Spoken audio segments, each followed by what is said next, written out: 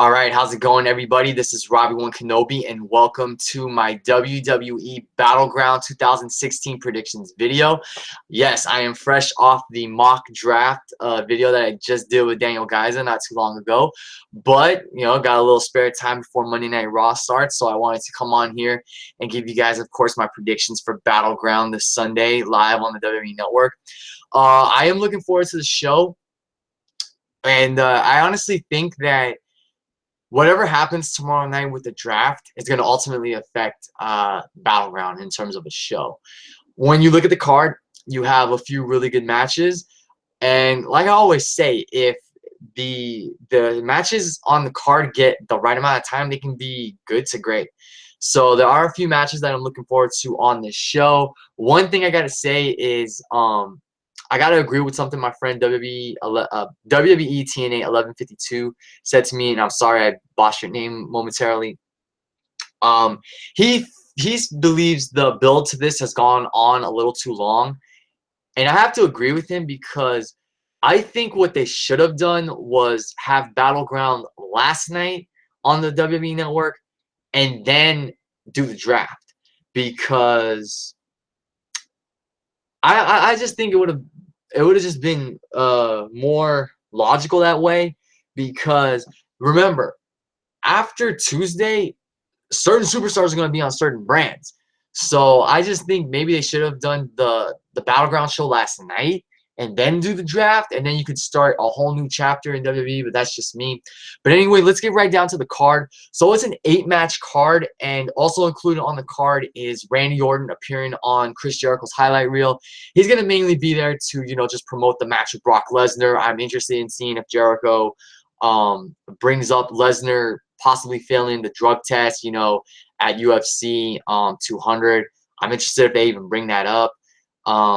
No pre-match show has been announced, so I have to believe that this is going to be on the pre-show. But if I had to pick what I think is going to be on the pre-show, it might be either the United States Championship match or Becky Lynch versus Natalya, which I don't want to see on the pre-show. Just have the pre-show be the highlight reel with Orton and Jericho, and leave the two aforementioned matches on the main card.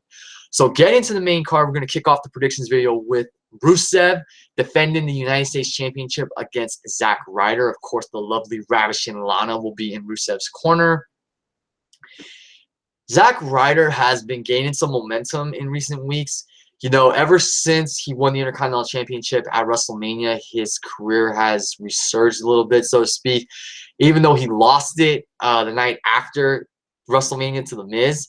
But he has been relevant, so to speak.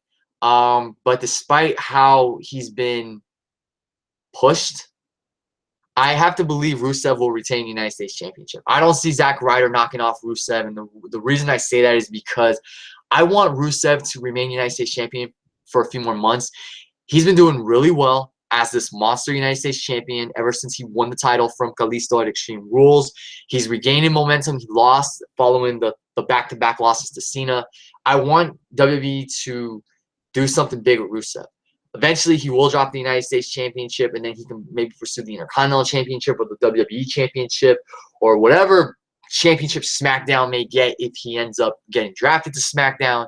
But I don't see Zack Ryder winning this. I really want Rusev to hold on to the championship and be champion until, I want to say, after SummerSlam. Maybe drop the belt at Night of Champions or Extreme Rules.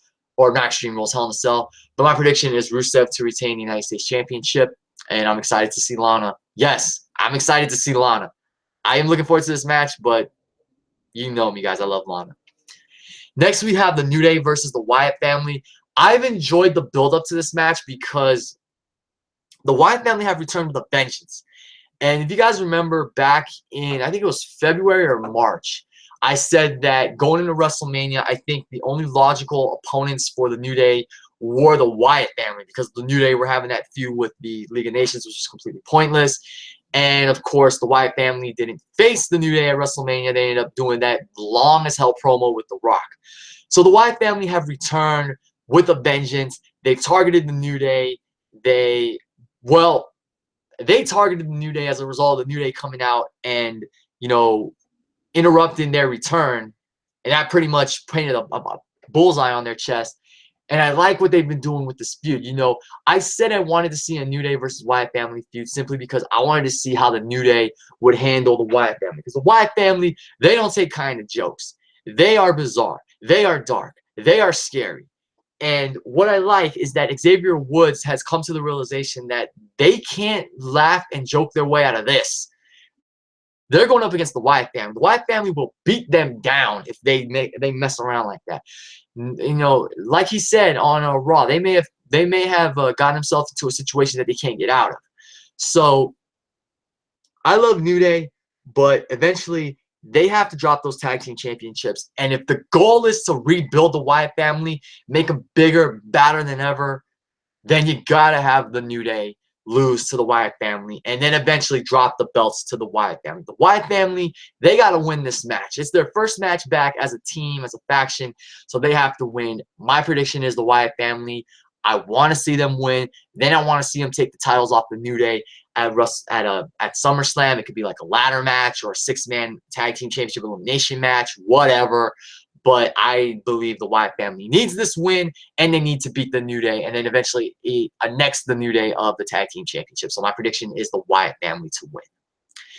Next, we have Becky Lynch versus Natalya. I believe this will be a good women's. I believe, though, that Becky Lynch needs this win. You know, with the Sasha Banks Charlotte feud going on, it is good to see a secondary women's feud on the main roster. You know, this stems from Natalya and Becky losing the tag match at Money in the Bank when they had miscommunication, and Natalya was pinned by Charlotte, and Natalya just snapped and turned on Becky Lynch. And I think the heel turn was something Natalya needed. I love Natty, but I feel like she was getting a little stale as a face. So this heel turn, she's been doing good with it so far. Becky Lynch, I want to see some aggression come out of her because she said it. Every friend she's had on the main roster has stabbed her in the back. Paige, when Team PCB broke up, then Charlotte, when Charlotte let the women's champion, the Divas Championship, women's championship glory get to her head, and now Natalya. And Becky Lynch and Natalya have known each other for years, so that's a nice element to add to this feud. Like I said, I think it'll be a good women's match. I want to see Becky Lynch get a little more aggressive. I want to see her, just unleash all this frustration out on Natalya.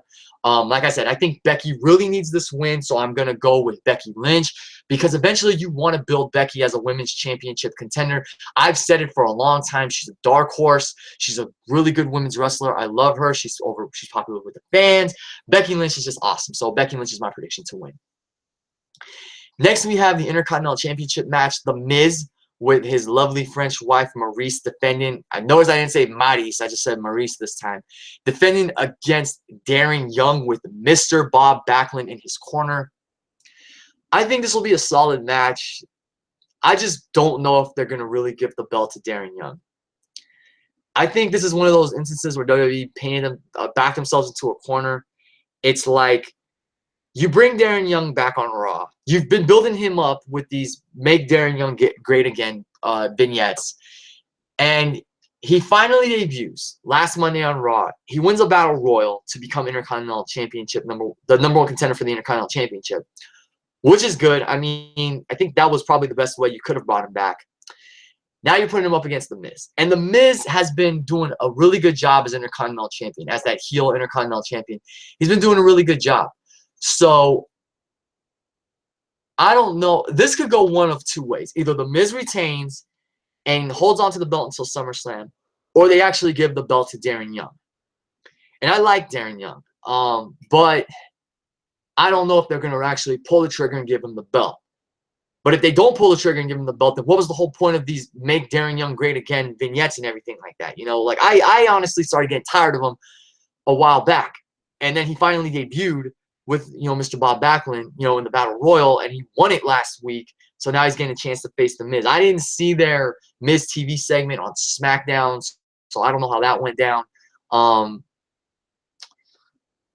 If Darren Young beats The Miz for the Intercontinental Championship, I won't have a problem with it, but they have to do something big with it. Otherwise, they hyped him up for nothing. So this one's a little tough, but you know what? I'm going to go out on a limb and I'll take a gamble, and I'll say Darren Young's my prediction. I mean, I'm not expecting him to win because I got a feeling Miz will retain, but if they're going to actually pull the trigger with with Darren Young and this whole Make Darren Young Great Again program, then I'll take a gamble and I'll choose him as my prediction. I mean, I don't see it happening. If it happens, wow, they pulled the trigger actually, but I'll just go with it for the hell of it. But I got a feeling Miz will retain. Next, we have the women's tag team match, Sasha Banks and a mystery partner versus Charlotte and Dana Brooke.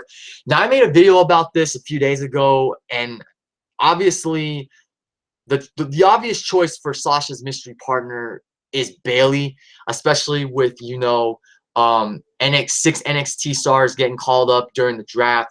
You got to believe Bayley's going to be one of them. And, I started actually, until just now, I started thinking of something. Something came up that kind of intrigued me, but then kind of got me a little concerned. So what I'm going to do is, this is the first time I've ever done this. I'm going to try and screen share my, I'm trying to screen share right now real quick and show you guys something. So if you guys can see, here's the little marquee poster, what do you want to call it. So here's Sasha, and then here, let me do it this way. Here's Sasha, and then here's the partner. Now, if you look at the silhouette, this sort of looks like Nia Jax. I kind of thought about it. That sort of looks like Nia Jax. And if they're going to call Nia Jax up to the main roster to be Sasha's partner, that's not the best idea. To me, the best idea is obviously have Bayley be Sasha's mystery partner, So it might be Nia Jax, or it may just be some silhouette they threw in there to kind of throw us off guard. But if it's Nia Jax, that's not the best. That's not the best option. It's obvious that it should be Bayley. And I was waiting until this video to go a little more in depth about why I think Bayley would make the best partner. So I'm gonna stop screen sharing right now. Okay, so basically why I think Bayley would make the best partner is obviously the history she has with Sasha. They were on NXT. They're two-fourths of the Horsewomen. Bayley has yet to arrive on the main roster. They had those two remarkable women's matches last year, the one in Brooklyn and then the Iron Woman match at TakeOver Respect. I feel like what you could do is you can have Sasha and Bayley win, and then at SummerSlam you do Sasha versus Charlotte for the Women's Championship. And then, in the meantime, you can have Bayley be built up as Sasha's next contender. But not do it right away at Night of Champions or Hell in a Cell. Maybe wait until the Royal Rumble or even WrestleMania. And then with the right build and the right time and everything, you got a huge marquee match for the Women's Championship. Sasha versus Bayley, the third encounter between them, if you don't count Up, Up, Down, Down when they played Mortal Kombat X.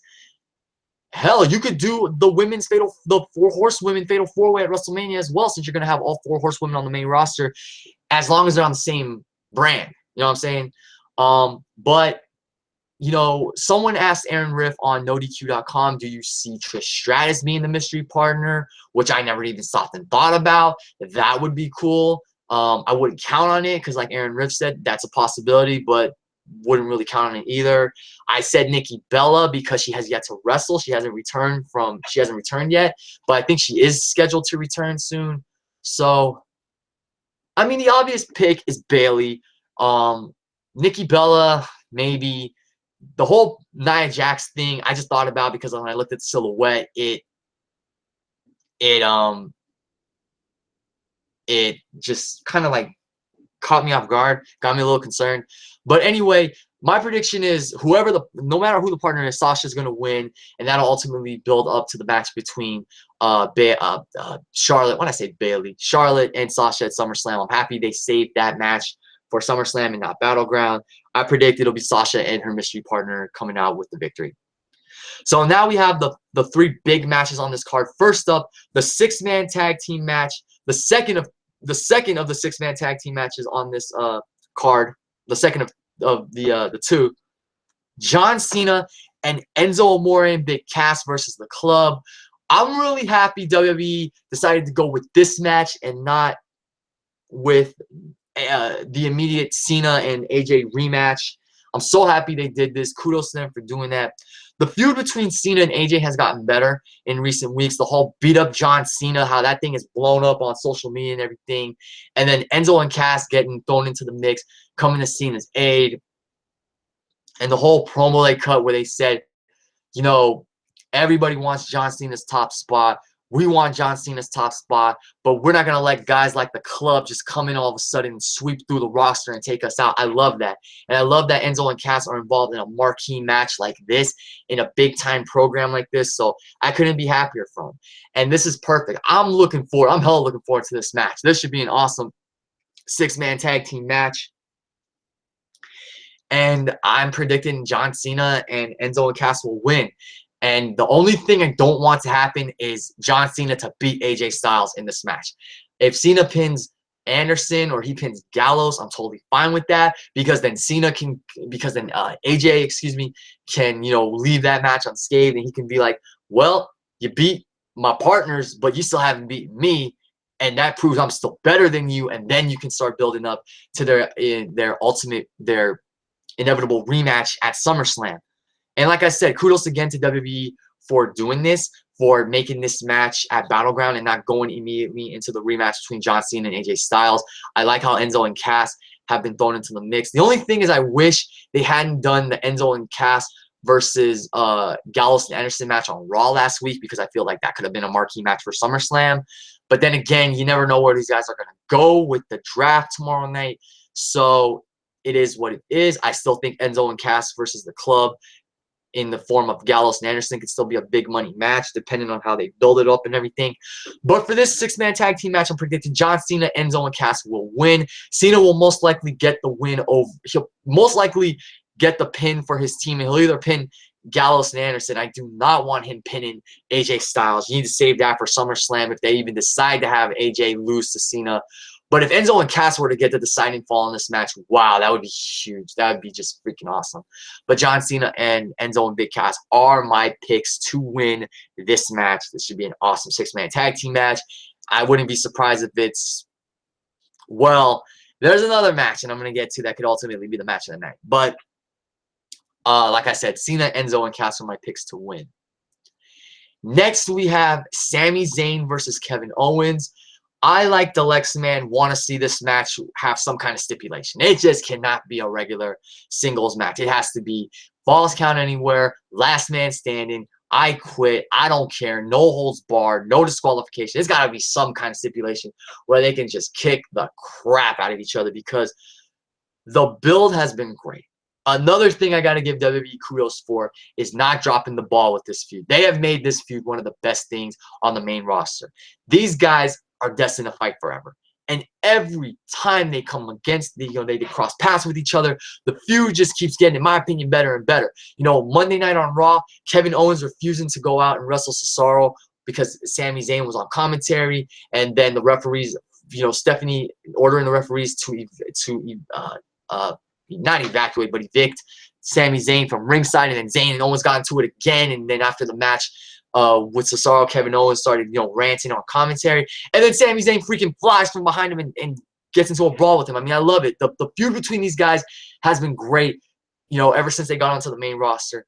And now this is being built as the final chapter for now in this feud. This is going to be the culmination of their feud. I would have preferred to happen at SummerSlam, but maybe they have big things in store for Zayn and Owens at SummerSlam.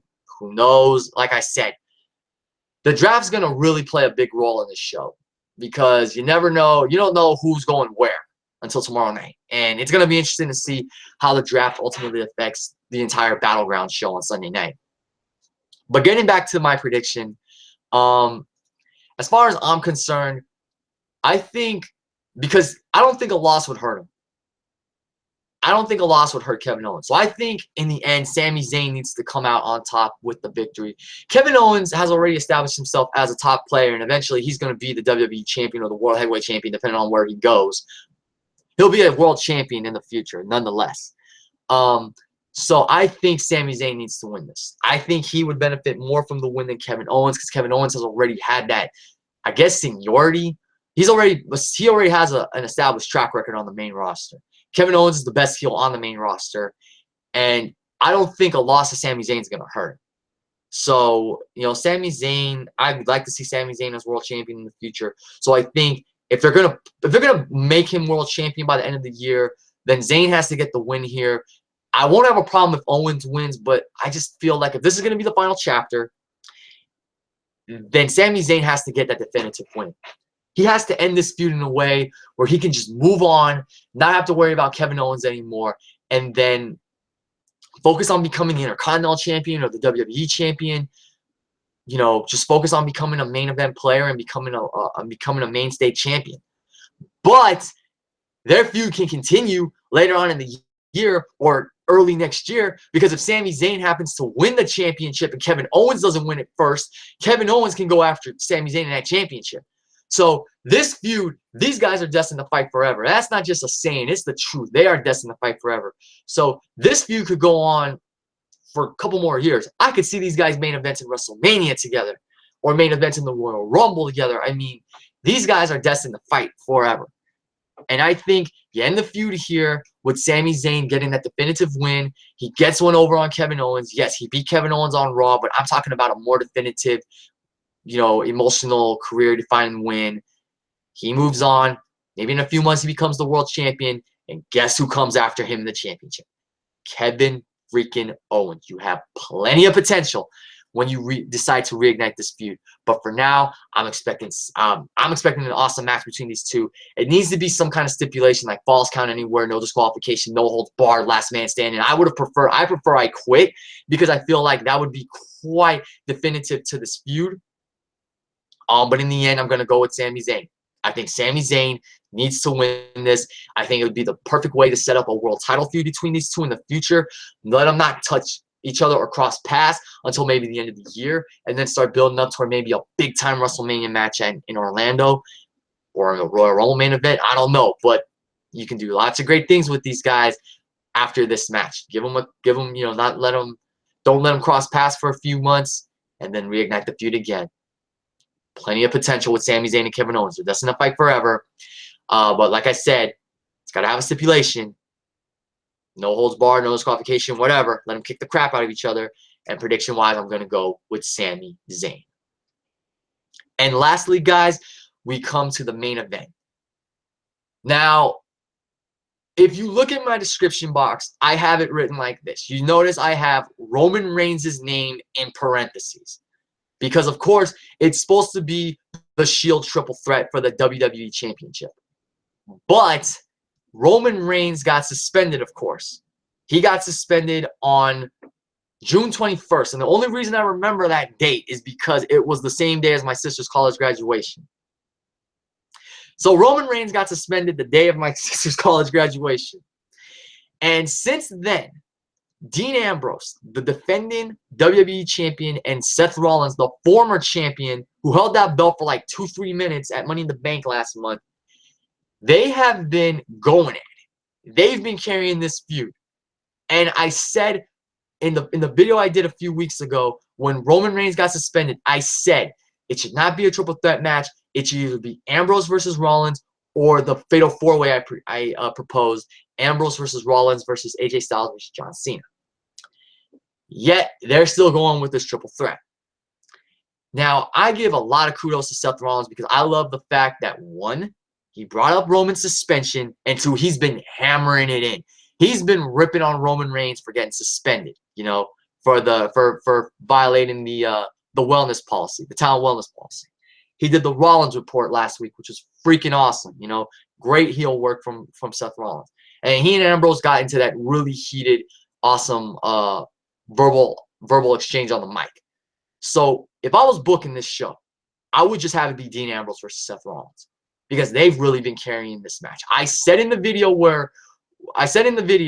that I did about making it a fatal 4-way is that you can't do a triple threat you can't promote a triple threat with just two guys unless it's Brock Lesnar in that match as well, because he can make a one or two appearances and then you can have Paul Heyman just be the mouthpiece, that's fine. But if it's Ambrose versus Rollins versus Roman, and Roman's suspended, and he can't show up until after the draft, how the hell do you promote this damn thing, you know? So I have it written like that with Roman's name in parentheses because I don't know if they're really going to do the triple threat or if they're going to do something I had in mind. Roman's supposed to be back in time for Battleground. So what you could do is this. Based on where they get drafted, you could have Roman Reigns get laid out backstage, taken out, injured, beaten up, whatever, hauled off in an ambulance, and then you can have Shane or Stephanie, whoever comes out, whoever's in charge, come out and say that Roman will not be able to compete in the main event. So you just make it Rollins challenging Ambrose for the championship. Have him go out there, have a kick-ass match, and then have Roman Reigns unexpectedly show up, you know, and I guess like try to have officials stop him from getting involved in the match because he's not cleared to wrestle or anything, and then have Roman Reigns unleash hell. Have him beat the hell out of the refs, have him kick the crap out of Ambrose, have him kick the crap out of Rollins, take the WWE Championship and leave. And then you can do the Shield triple threat. Because if you do Ambrose and Rollins at SummerSlam, what is there really for Roman Reigns? You can't do a match. I don't know what there is for Roman Reigns, other than maybe him fighting Finn Balor. But if that happens, Finn Balor has to beat Roman Reigns. And I read Roman Reigns is not on Vince's good side. Vince is upset with Roman. He's going to most likely not get a big push for a while. He may just be a mid-carder, you know. And I got to bring up something the Lex Man brought up. If they are actually that stubborn to give Roman Reigns the championship at Battleground after he got suspended, then there's no justice in the WWE. I don't know what's going to happen, guys. I mean, for now, it's a triple threat match. And if I had to predict, because I don't know what's going to happen with the main event tonight with Rollins getting a shot at Ambrose, I mean, I'm going to make my prediction assuming this is a triple threat. So if this is still a triple threat, then I'm going to go with Dean Ambrose to retain. Yes, I know I haven't seen Raw. I don't know if he's going to even go into Battleground as a champion because there's belief that Seth Rollins is going to take the title off him tonight on Raw. But because I'm making this video before Raw and Dean Ambrose is still champion for the time being, my prediction is Dean Ambrose to retain, and then they'll probably do Dean and Rollins at SummerSlam, which I'm totally for because that keeps their feud going. But if they do if they actually take my idea into consideration and just erase Roman from this match, take him out of the match, and then have him return at the end and make it a no contest by just beating the hell out of everybody at ringside and walking away with the championship, then you could do the Shield triple threat match at SummerSlam. So this is kind of one of the most, I don't want to say awkward, but most unorthodox predictions I've ever made for a match. So I'm going to give you two predictions. If they do the triple threat, whether Ambrose is champ or Rollins is champ, I predict one of them walks out champion and not Roman. And if they do just Dean and Rollins for the title again, and Roman doesn't get involved until the end, and it ends in a no contest, well, then that's my prediction. Nobody wins nobody walks out champion except Roman with the belt, although he's not the real champion. So, yeah, that's the most unorthodox prediction guys I've ever made. I apologize, but if it's still a triple threat match, I predict either Dean Ambrose or Seth. One of them walks out champion, Ambrose or Rollins. I can't say who, but it's based on who wins the title match tonight. If it's just Dean and Rollins and Roman comes out at the end unscheduled or whatever, then I predict he causes it to be a double disqualification or no contest or something, and then they do the triple threat at SummerSlam. So that'll do it for my predictions, guys. To recap, my predictions are Rusev, the Wyatt family, Becky Lynch, Darren Young, Sasha and whoever her mystery partner is. I hope it's Bailey, though. John Cena and Enzo and Big Cass, Sami Zayn. And like I said, if they do the Shield triple threat, my prediction is either Dean Ambrose or Seth Rollins to walk out as champion. If they do Dean versus Seth, I predict with no Roman Reigns at all, I predict Roman Reigns to come out and get involved and make the match, cause the match to end in a no contest. So that will do it, guys, for my Battleground 2016 predictions. Thank you, as always, for watching and listening. Leave your comments down below and tell me what your predictions are for Battleground. Also, leave me your thoughts on the draft and, like, who you want to see go to what brand, who you think could benefit from going to a certain brand, and just tell me if you're excited for Battleground and how you think the brand split may ultimately shake this show up. So thanks for watching, guys. This is Ryder and Kenobi signing off. Everybody enjoy Raw, enjoy the draft, and I will see you all later. Make sure to keep your eyes open for Ultima Lucha 2 for review, as well as my Battleground review next week. And yeah, just keep your eyes open for more content on my channel. Please go back and watch the mock draft I did with Daniel Gaiza. Make sure to support his channel. And that's it, guys. So, this is Ryder and Kenobi signing off. I'll see everybody later.